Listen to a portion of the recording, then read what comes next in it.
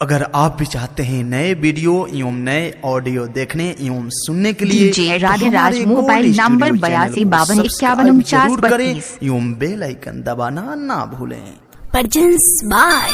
Gold studio.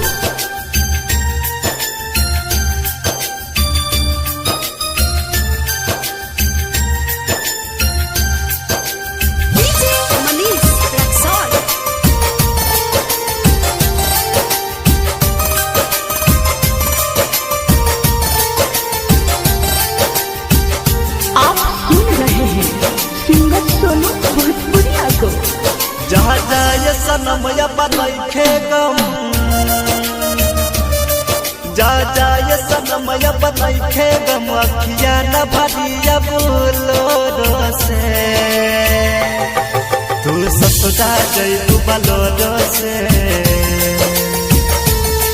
तू ससुरा जइबू बलोरो से, मननी मन पटाले तोरो से, ससुरा जइबू बलोरो से, मननी मन पटाले तोरो से। जहाँ जाए सनम बनैखे गम,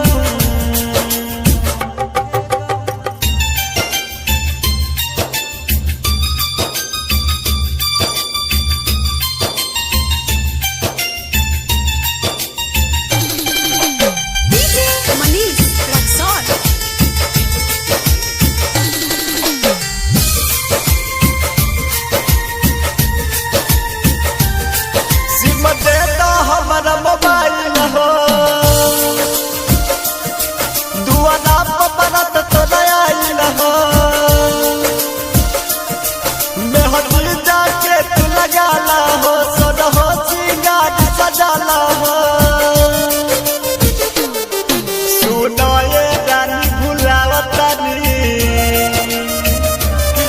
सुनो ये रानी भुलावतानी, बन जइबू दोसरा के जोरो से, तू ससुरा जइबू बलोरो से, तू ससुरा जइबू बलोरो से, मननी मन पटाले तोरो से, तू ससुरा जइबू बलोरो से, मननी मन पटाले तोरो से। जहाँ जाए सनम बनैखे गम,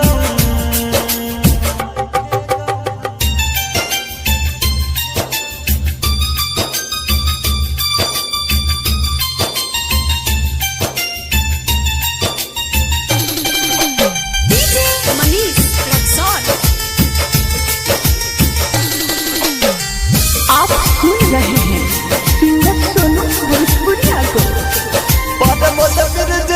बिहारी के जग धोले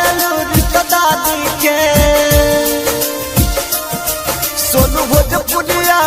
नादी के, जग धोली हलूरी दादी के, बिजमानी सतीली चंदन के, बिजमानी सतीली चंदन के, साटैहा उठ के ठोरो से,